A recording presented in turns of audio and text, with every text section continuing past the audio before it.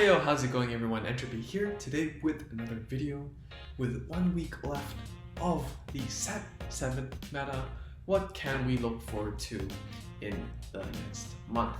Here today we will be doing a similar video we did last month where we will be exploring the new decks that will come out of Set 8, rank them amongst themselves, and generally speaking, just talk about how much impact they will make to the meta. And as well, we will be looking into some deck lists from Different Fight and some deck lists from Gamebox this time, because Different Fight didn't really build everything. And of course, some things to acknowledge before I continue. First of all, Different Fight has been making these videos, as soon as possible. Generally speaking, a lot of his deck profiles are when the set releases. He goes through playtesting alongside his viewers, so do check out his Twitch and YouTube channel for the actual videos where he showcases the decks. As well as Gamebox is a Japanese Card for Vanguard 0 game site. So if you're interested in seeing some of the Japanese perspective of the game, Gamebox is a pretty good source, as it does acknowledge that there is difference between a tournament setting and a ladder setting with different motivations, speed in terms of ladder and consistency in tournament. Not that speed is not important in the tournament or consistency is not important in ladder. It's just that there are different values and the extent of which you value each aspect of a deck, and so that plays out differently. And so Gamebox acknowledges that, and I think that's very important for players as well. Whether you are more casual, whether you like playing ladder, or whether you like joining tournaments, you can get some more different perspectives through that. So without further ado, let's begin. Set 8 is quite an exciting set. It is the last set of the Asia circuit season, and we will be seeing a lot of cross rides, at least one for each clan that will get support from this set. And that includes Gold Paladin, Narukami, Aquaforce, Nova Grapplers, and Oracle Think Tank. So very exciting. I guess without further ado, let's begin. So the first deck that we will see is the Gold Paladin clan. And the first deck that will come out of this is, let's see if I can find it right here, is Platinum Easel. So don't be alarmed. The art from Different Fights list right here is the one you will get from the set, and the one from the tier list maker is the one from the rank rewards. So yes, we will be getting Platinum Easel as a rank reward in the coming month.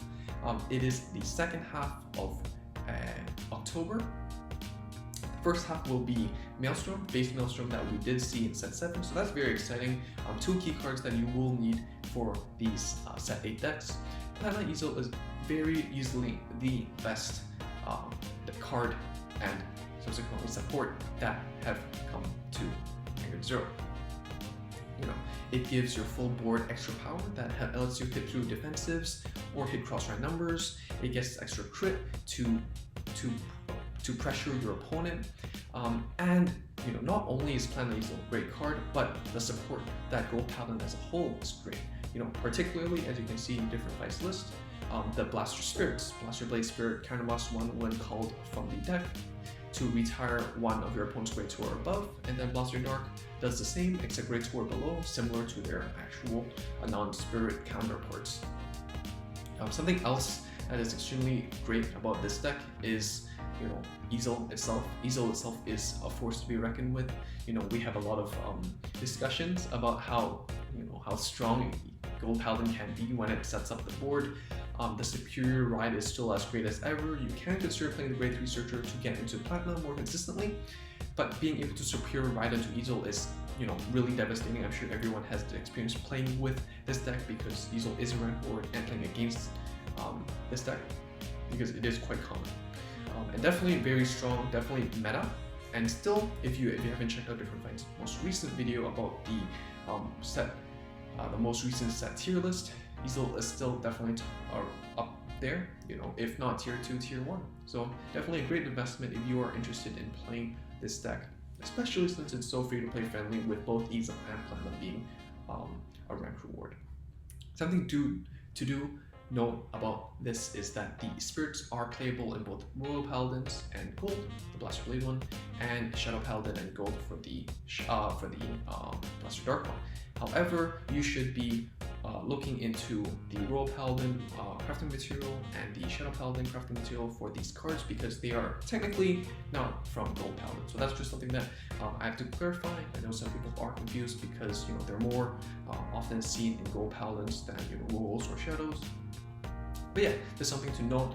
Definitely just double rare, so not that difficult in gathering crafting material for them, and something that you should know when you want to build this deck. Something about different fights list right here that I would like to discuss is the inclusion of Pelennor. And if you are caught up with the most recent championship, you will know that Pelennor was quite a key card in the deck, giving you an extra option, returning grade 3s on board to the deck, giving your field extra power, as well as that surprise value of being able to secure ride into a 16k twin drive extra crit Vanguard during the mid or late game. So definitely something that you can consider playing.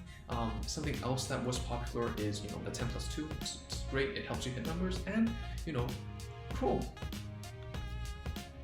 So I just want to bring up Chrome here. Chrome here is it's a Gold Paladin unit that can be played in Shadows, just like Spectral Duke. And while it is something that that has been considered in the Gold Paladin deck, the requirement, the lack of flexibility with the card made it less I less so recommend it in the Platinum deck, because it is a Platinum focused deck. However, some people have been testing it with Spectral Duke, also a unit that's from Golds that can be playable in Shadows, as well as a splashable unit of 4 of in the PBD Shadow Paladin deck. It is definitely a very interesting card. It's like a limit break version of PBD, and gets you crit pressure as well as a board, better at plussing. In the OG Shadow deck with PBD and PBO, it doesn't really have a spot because Car is better support as a rearguard, Vanguard rearguard skill, while Chrome does have a spot in the Duke deck, and you can definitely test that out. I believe that it does better in this deck than PBO, which is quite a common choice. PBO does give you that Persona Blast crit pressure, but as a non-cross ride in that deck, because you don't play PBD, and because the requirement to Persona Blast is quite a hefty cost, you don't really want to mulligan for extra PBOs in your hand. Chrome actually has some utility without the Persona Blast, but has quite a big advantage engine with it, and so is and synergizes well with Chrome, with Duke, and so does have a spot in the list. However, I would say it's more so not viable than anything, because it doesn't really have its support. You generally do still want to go into Duke to finish your ride chain rather than go into Chrome. With that said, it is a splashable 4-of, and definitely encourage testing of this card. Next, we have the Blood. The Blood is a very iconic card, and the cross ride for Vermilion. As you can see from the list, you can see you played before Vermilions, you played before the Bloods, you have the 9+3s now. But generally speaking, the Blood is not as effective as its original counterpart. That's because of its counterblast requirements. It's quite a hefty cost, and being ultimate break, it is difficult to proc. Unlike Gold Paladin, it doesn't really have a secure ride engine to go into the cross ride earlier and enable the condition of limit break on the ultimate break unit, and it does roughly the same thing as Vermilion itself, except with a crit. Is it worth restraining your Vermilion skill to limit break 5 in order to get that extra crit in the late game? That is debatable, but generally speaking, the deck already has a lot of amazing pieces, locking out intercepts, unflips, extra power now. The Blood definitely does, the Vermilion definitely doesn't mind the support, but it is not as strong as some of us may have expected, and you know, it is viable, it is definitely fun to play, but not the best deck from coming out of this set. Next is Dungaree. Dungaree is one of the wild cards from this set. It is definitely meta, 100%. Right hand in hand with Platinum. You know, very surprising because honestly, personally, from my experience from the TCG, Dungaree never made a splash in the meta, but here it is. You play a lot of, you have your 9+3s and stuff, and Dungaree gives, well, from the set, Dungaree gets, you know, the Crossride, Dungaree Unlimited, but also a starter, and the starter gives you so much more utility. You get to use the Bind Zone as an extra resource more efficiently and effectively. You still have the same similar core, you know, unflippers, you know, disabling intercepts, but generally speaking, Dungaree does what the Blood wants to do, but more cost efficiently. You know, Counterblast 1 with Dungaree instead of Counterblast 2, and then with Unlimited Counterblast 2 instead of the Blood's really hefty cost. But generally speaking, I mean, it does a similar thing. It retires one front row instead of, you know, all of everything, but it's more handleable. One thing to consider is, you know, a lot of people do love Lizard Soldier Saishin, the starter that we all commonly see with Murakami. Some might question the use of you know, the Dungaree starter, but what I would say is Saishin is still definitely the best starter for Murakami, and you should only consider this starter if you are playing Dungaree, because the extra bind zone cards in the bind zone definitely does help with the flexibility of the deck, and being able to manage it is one of the very key parts of using this deck. It definitely still has relevance in the Break Ride meta, more so than the Blood, because, well, you have cards that can efficiently retire and, you know, control your opponent's board and still apply pressure with the crit on Unlimited, can win games really quickly, and definitely is something that you can consider investing in. Next is the Floorie Maelstrom deck from Aquaforce. So this deck has definitely changed quite a bit from when Different Fight Theory tested this from the very beginning. A lot of the good or the topping lists play the Lizard Soldier Eric. No, not Lizard Soldier, he's not a lizard. But yeah, Eric, the grade 3 searcher, because you have a lot of great grade 3s. You do want to see your Maelstorms, you do want to see your Floories, you do want to see your Diamantes. All of your grade 3s are really great and help you winning condition. So definitely very useful. You play a lot of self-damagers, so Different Fight here plays more attackers, you know, offensive choices like 10k, 9+3, 8+3s. Basil, you know, does have a spot, but most people play, you know, almost 3, almost 4 of the grade 2 self-damager in order to proc the Maelstrom and Glory Maelstrom skills earlier. Maelstrom is just an amazing card, supplements Maelstrom's advantage game engine, as well as giving the deck a finishing blow, you know, restraining opponent's sentinels, gaining criticals. Very, very strong, especially since we just saw the new support that will be coming to us with the Break Ride. Very interesting how this card will go. This deck will go moving forward. One thing to note is that the Glory Maelstrom, while it is not a ranked reward, it does get reprinted with the release of Set 9. So definitely do look into that. You know, even if you are not interested in rolling on this set, you know, there are not a lot of Aquaforce cards that will be played from this set. The Glory Maelstrom is definitely still something that, you know, any Aquaforce deck will be playing in the near future. So yeah, if you're, you know, looking into Eradicators or anything, you could come into some Glory Maelstorms.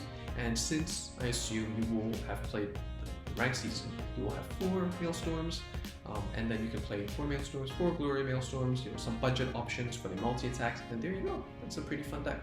Definitely very strong. Will I say it's meta? I'd say it's meta. I'd say it's meta because it does a lot of the things it needed to do more consistently now, and can win better and win faster. So very good deck. Next we have Amaterasu. So this is from Gamebox.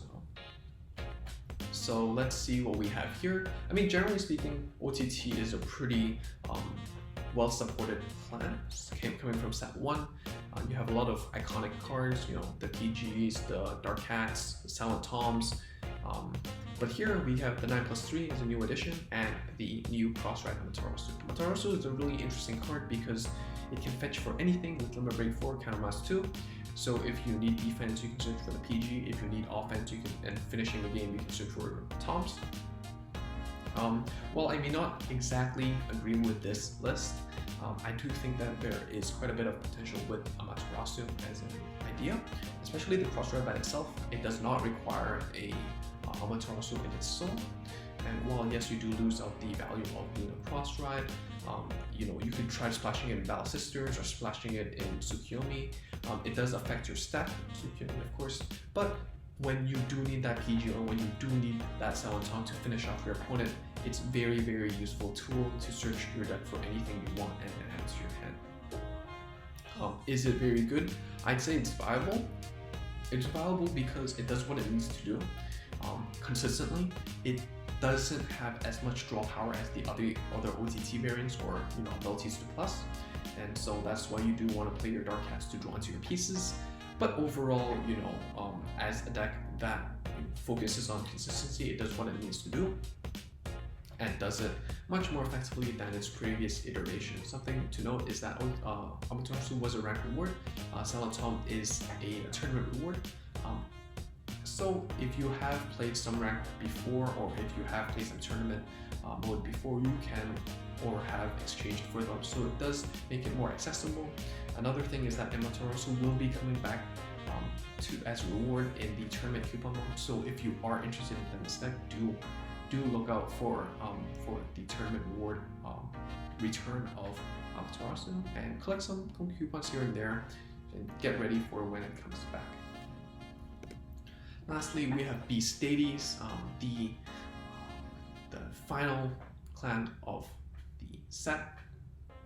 This deck, you know, sounds great on paper, but doesn't really perform, and that's really a shame because I love Beast Dailies, I love the way it works, but it didn't really effectively translate well into Vanguard 0. Multi-attacks does get hindered a lot because of the way guarding works, and unfortunately, even with, you know, Beast Dailies' consistency and aggression, it just doesn't bode well with how this game works. As of right now, we don't have a lot or fully seen the options that Beast Dailies has presented us. You know, we have better sorters in the future, we have better grade 3s in the future, and this Cross-Ride and you know, the base card itself doesn't really do enough or do much.